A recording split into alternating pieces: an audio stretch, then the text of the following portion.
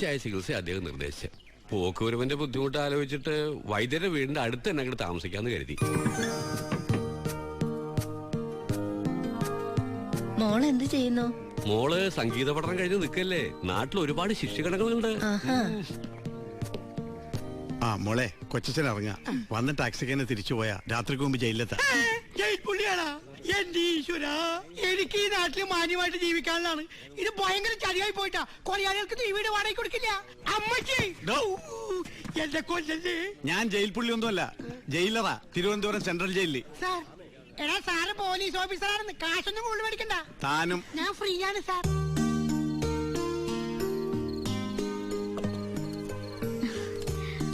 ഇവിടെ ഒരുപാട് കുട്ടികളെ കിട്ടും പാട്ട് നൃത്തമൊക്കെ പഠിപ്പിക്കാൻ. അതോടുകൂടി ഇവളുടെ ബോറടി മാറും. ഇവിടെ ഇപ്പൊ എനിക്കൊരു കൂട്ടുണ്ടല്ലോ.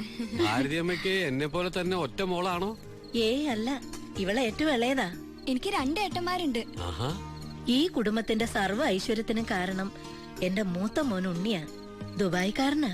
രണ്ടാമത്തവൻ ബാലു, ഭയങ്കര അധ്വാനിയാ. ഈ പുഴയുടെ അക്കരെ സ്വന്തമായിട്ടൊരു കൃഷിത്തോട്ടം തന്നെ ഉണ്ട്. എന്നാലും പോലീസിലാകണമെന്നാ അവന്റെ ആഗ്രഹം. എസ്ഐ ടെസ്റ്റ് ഒക്കെ കഴിഞ്ഞിരിക്കുക. എന്നിട്ട് കക്ഷി എവിടെങ്കിലും കണ്ടില്ലല്ലോ. ട്രെയിനിങ് എവിടെയാണെന്ന് അറിയാൻ വേണ്ടി തിരുവനന്തപുരത്ത് പോയിരിക്കുക. തൊപ്പി തലയിൽ കയറിയിട്ടില്ലെങ്കിലും ഇപ്പോഴേ എസ്ഐ എന്ന പുള്ളിയുടെ വിചാരം.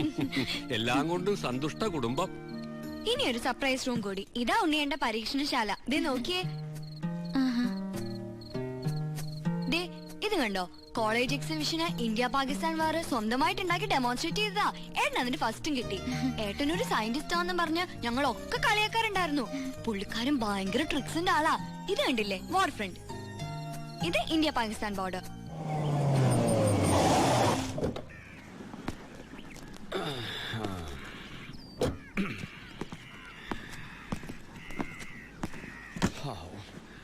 കർത്താവേ, ശോശാമേ, ശോശാമേ, കുടിക്കാൻ ഇച്ചിരി വെള്ളം കൊണ്ടുപോടി. ശോശാമോ, ഇവള് എവിടെ പോയി കിടക്കുവാ? ശോശാമോ, കറിയാച്ചാ, എന്താ തോന്നിയാസായി കാണിക്കുന്നേ? തോന്നിയാസ എന്നോടല്ലയോ കാണിച്ചേ? എന്റെ ഫൈനാൻസ് കമ്പനിക്ക് തിരിച്ചടക്കേണ്ട കേട് ഒരു ദിവസം വൈകിയാൽ ഇവിടെ വന്നിങ്ങനെ ഇരിക്കും. പിന്നെയും വൈകിയാൽ അകത്ത് കയറി ഇരിക്കും. പിന്നെ കിടക്കമുറി കയറി കിടക്കും. അടുക്കളയിൽ കയറിയ പിന്നെ കറിയാച്ചൻ ഇറങ്ങുന്ന പ്രശ്നമില്ല. എന്താ കറിയാച്ച ഇങ്ങനെ? ഈ മാസം ദുബായിൽ ഉണ്ണിയുടെ കാശ് എത്തിയിട്ടില്ല, അതുകൊണ്ടാ. നിങ്ങളുടെ മുടന്ത ന്യായങ്ങളൊന്നും എനിക്ക് കേൾക്കണ്ട ശോശാമോ. എന്റെ അമ്മയുടെ പേര് ശോശാമെന്നല്ല. അതെനിക്കറിയാമേ. ശോശാമെന്ന് എന്റെ പെണ്ണുമുള്ളയുടെ പേരില്ലയോ? ഈ തിണ്ണയിലിരുന്ന് ആ പേര് വിളിച്ച് ശീലിച്ചില്ലേ, കുഴപ്പമാ. നാളെ അവൾ എന്റെ കൂടെ ഇവിടെ താമസിക്കാൻ വരുമ്പോ ഞാൻ ഭാരതി എന്ന് വിളിച്ചാൽ അവൾക്ക് ഡൗട്ട് ആവും, ഞാൻ ഔട്ടാവും. അപ്പഴേ എന്ത് തീരുമാനിച്ചു? ഞാൻ ഇവിടെ കിടന്ന് വരേക്കണോ അതോ പോണോ? ഉണ്ണിയേട്ടന്റെ പൈസ വരുമ്പോ അവിടെ കൊണ്ടുവന്ന് തരും. അനുമ്മ ഇവിടെ വേഷം കെട്ടിയാലുണ്ടല്ലോ. അയ്യടാ, എന്റെ കാശ് എണ്ണി എണ്ണി മേടിച്ചേച്ച് 5 നേരം മൂക്കുമുട്ട മടപടാ വെട്ടി മിണിങ്ങി ദേഹം ഒന്ന് മിനിങ്ങിയപ്പോ കണ്ടില്ലേ പെണ്ണിന്റെ നാക്ക്?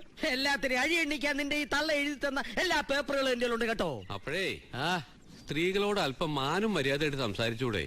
എന്നതാ അയാൾ എണ്ണ തേച്ച് ഗുസ്തിക്ക് വരുവാന്നോ? പുതിയ താമസക്കാരാ. വാടകക്കാരോ? എന്നോട് ചോദിക്കാതെ തന്നോട് ആരാ അവിടെ താമസിക്കാൻ പറഞ്ഞേ? ഇത് എന്റെ പേര് കിടക്കുന്ന വീടും വാസ്തുവാ.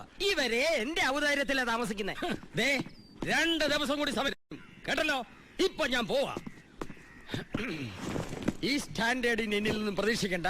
ഇനി വരുമ്പോ ഞാൻ തറയായിരിക്കും. ഇതിനേക്കാളും വലിയതറിയോ? തത്തറ. പെണ്ണിന്റെ ഒരു നെകളിപ്പേ.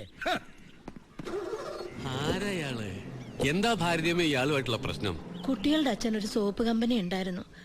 ബാങ്കിൽ നിന്നൊക്കെ വലിയ ലോൺ എടുത്ത ആ കമ്പനി തുടങ്ങിയത്.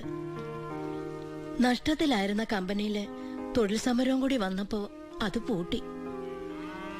ലോണ് തിരിച്ചടയ്ക്കാൻ പറ്റാത്ത അവസ്ഥയിൽ ജപ്തി നടപടിയും കൂടി ആയപ്പോ ഈ വീടിന്റെ ആധാരവും ടീച്ചറായിരുന്ന എന്റെ ജാമ്യവും ചെക്കും ഒക്കെ കൊടുത്ത് കറിയാച്ചന്റെ കയ്യിൽ നിന്ന് കാശ് കടം വാങ്ങി. അത് പലിശയും കൂട്ടുപലിശയായി പെരുകി പെരുകി തീർത്താ തീരാത്ത ബാധ്യതയായി. അതൊന്നും കാണാൻ മാത്രം മക്കളുടെ അച്ഛൻ അധികാലം ഉണ്ടായില്ല.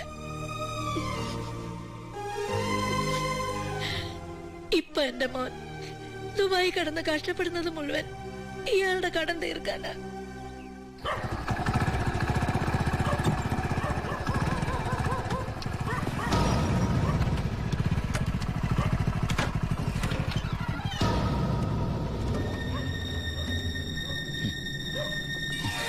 ആരാ? കാസ് പണം കൊണ്ടുവന്നതാ. സാറ് തന്നതാ ദുബായിന്ന്. ഓക്കെ. എടോ, എന്താ നിന്റെ പേര്? പാണ്ഡ്യൻ. തമിഴനാ? അല്ല, മലയാളി. എവിടാ സ്ഥലം? കോളഞ്ചേരി. കോളഞ്ചേരി അല്ല, കോഴഞ്ചേരി. ആമാ.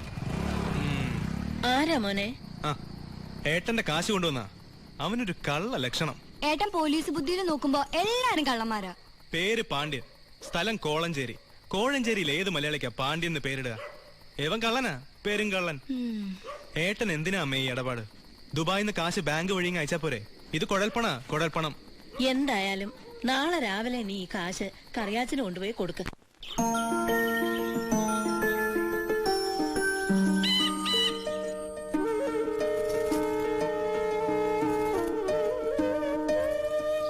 പുലരിയിലൊരു പൂന്തിന്നൽ കൊളുത്തുന്നു ദീപം, ഹരിനാമം ചൊല്ലുമ്പോൾ തിളങ്ങുന്ന ദീപം, മലർചുണ്ടിൽ തുളുമ്പുന്ന മുളം തണ്ടുമായി മണിക്കണ്ണൻ വിരുന്നെത്തി വിളിക്കുന്നുവെന്നോ.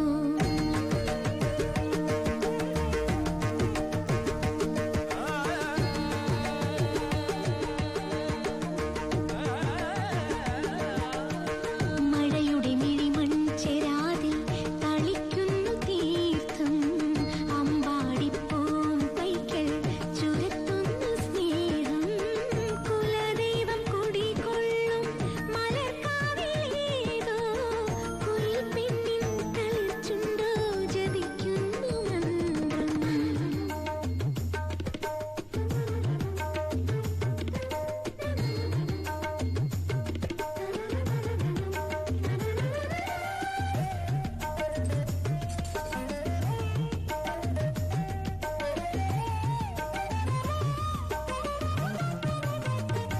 കാറ്റ് കർപ്പൂരമൊഴിയുന്ന കാവിൽ നിന്നും കണിമഞ്ഞിന്റെ മണിനാദമുണരുന്നുവോ, എന്റെ പാലാഴിപ്പുഴയായ നിളയിൽ നിന്നും ഒരു പാണന്റെ പൂപ്പാട്ടു കേൾക്കുന്നുവോ, നിന്റെ വനമാലയായി നല്ല മയിൽപീലിയായി, നിന്റെ വനമാലയായി നല്ല മയിൽപീലിയായി, എന്റെ ഏകാന്തജന്മം നീ പൊന്നാക്കുമോ.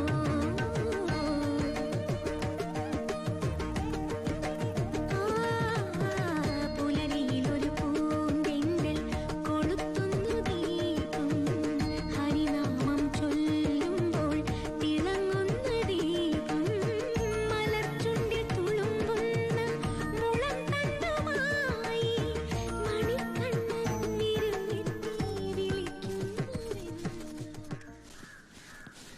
ഹോ, എന്തൊരു സ്വരശുദ്ധിയാ ഗോപിയയ്ക്ക്.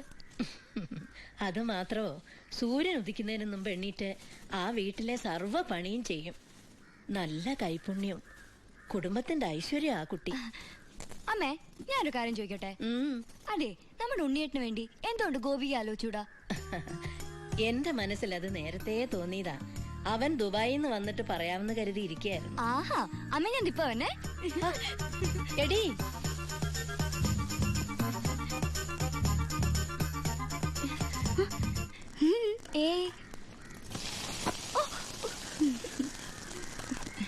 ഗോപിയയ്ക്ക് ഈ നാട് ഇഷ്ടായോ?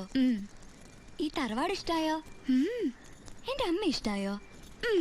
അപ്പ എന്റെ ദുബായ്ക്കാരനേട്ടനെ ഇഷ്ടപ്പെടാണ്ടിരിക്കില്ല. ഞങ്ങൾ ആലോചിക്കാൻ പോവാ. ജാതകം എടുത്തൊന്ന് നോക്കിക്കോ, ചിലപ്പോ വിദേശ യാത്രക്ക് യോഗ ഉണ്ടാവും.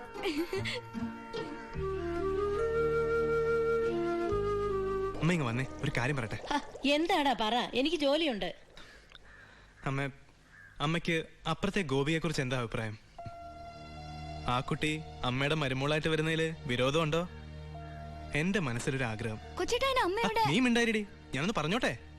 മോനെ, അത് അമ്മ ഇന്നലെ ഞാനൊരു സ്വപ്നം കണ്ടു. ഗോപിക കല്യാണ പെണ്ണായിട്ട് അണിഞ്ഞൊരുങ്ങി വരുന്നതും കത്തിച്ച് പിടിച്ച നിലവിളക്കായിട്ട് അമ്മ സ്വീകരിക്കുന്നതും. അപ്പൊ ഉണ്ണിയേട്ടനോ? കല്യാണമൊക്കെ ഉണ്ണിയേട്ടൻ വന്നിട്ട് മതിയെന്നേ, അതിനു മുമ്പ് നമുക്ക് ഉറപ്പിച്ചു വെക്കാലോ. ഏട്ടൻ നിൽക്കുമ്പോ അനിയന്റെ കല്യാണം നടത്തുക എന്ന് വെച്ചാ. അമ്മ എന്തായി പറയണേ? ഞാൻ ഗോപികയെ ഉണ്ണിയേട്ടന് വേണ്ടി ആലോചിക്കുന്ന കാര്യാ പറഞ്ഞത്. ഗോപിക ഉണ്ണിയേട്ടന്റെ വധുവായിട്ട് വരുന്നതാണ് ഞാൻ സ്വപ്നം കണ്ടത്. നീ എന്നെ തീ തീറ്റിച്ചല്ലോടാ. അപ്പൊ ഏട്ടൻ ദുബായിൽ നിന്ന് വന്നാലുടൻ കല്യാണം.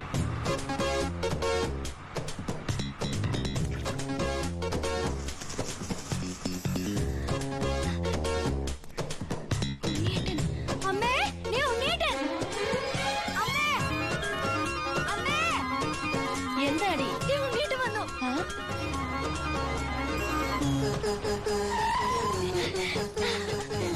ഉണ്ണിയേട്ടൻ വന്നു.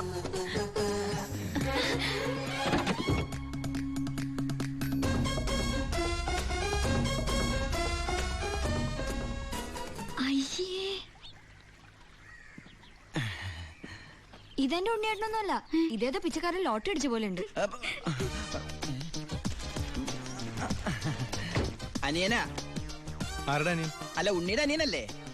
അതെ. ആ, ഞാൻ ഉണ്ണിയുടെ ഫ്രണ്ടാ. ദുബായിൽ നിന്നാണ് വരവ്. എന്റെ പേര് ബിജു. BIJU, ബിജു. നല്ല പേരല്ലേ? ആ, അകത്തേക്ക് ഇരിക്കാം. നമസ്കാരം. വരൂ. ആ, സിസ്റ്റേഴ്സ് ആണല്ലേ? ദുബായിലാ? അയ്യോ, ആളെ കണ്ടപ്പോ ഒന്ന് പേടിച്ചുല്ലേ? പേടിക്കണ്ട, എന്റെ ഏട്ടൻ നല്ല സുന്ദരക്കുട്ടപ്പനാ. ദാ, ഇരിക്കൂ. ആദ്യം അനിയൻ ഇരിക്കി. ഞങ്ങൾ ദുബായിക്കാരെ ഇരുത്തിയിട്ടേ ഇരിക്കാറുള്ളു. ഇരിക്കി. അച്ഛനാണല്ലേ? എന്റെ മോളുടെ. ഞാൻ വിചാരിച്ചു എന്റെ മോളിൽ ഇരിക്കുന്നു. ഔട്ട് ഹൗസിലെ പുതിയ താമസക്കാരാ. ആ, ദേ, ആ വണ്ടി മാത്രം അവിടെ വെച്ചിട്ട് ബാക്കിയുള്ള സാധനങ്ങളെല്ലാം ഇങ്ങോട്ട് എടുത്തോ. എല്ലാം ഇങ്ങോട്ടേക്കുള്ളതാ. ഉണ്ണി തന്നുവിട്ടതാണേ. ഉണ്ണി വരുന്നതിനെ കുറിച്ച് വല്ലതും പറഞ്ഞായിരുന്നു? ഒന്നും പറയാൻ പറ്റാത്ത അവസ്ഥയാ. അപേക്ഷ കൊടുത്തിട്ടുണ്ട്. അപേക്ഷയോ? ലീവിനെ. വലിയ തിരക്കല്ലേ, ഒരു ദിവസം പോലും മാറിയിക്കാൻ പറ്റില്ല. ആ, അവിടെ എന്താ ജോലി? എനിക്ക് അവിടെ ഗോൾഡ് ഫാക്ടറിയിലാ ജോലി. തനിക്കല്ല, ഉണ്ണിക്ക്. ഉണ്ണി അവിടെ വലിയ പൊഷനിലല്ലേ? നിങ്ങൾക്കൊന്നും ചിന്തിക്കാൻ പറ്റാത്ത പൊഷനില്ലേ എന്ന് പറയുമ്പോ ദുബായിലെ ഷെയ്ക്കാ?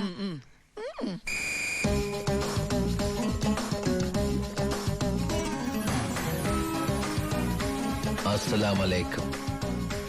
ഏയ്, നല്ല പവറുള്ള ജോലിയാ. ഉണ്ണി ഗവൺമെന്റിന്റെ ഗസ്റ്റ് അല്ലേ? ആ, free quarters, free food, free dress. ഒരു വലിയ കൊട്ടാരത്തിലല്ലേ താമസിക്കുന്നത്? ഗവൺമെന്റിന്റെ വലിയ കൊട്ടാരത്തില്.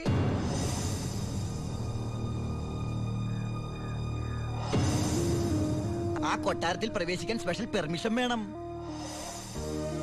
സദാസമയം പോലീസ് പ്രൊട്ടക്ഷൻ. ഉറങ്ങുമ്പോ പോലും പോലീസ് കാവൽ. ക്ഷവരം ചെയ്യാൻ പോലും സർക്കാരിന്റെ ബാല്യക്കാരാ.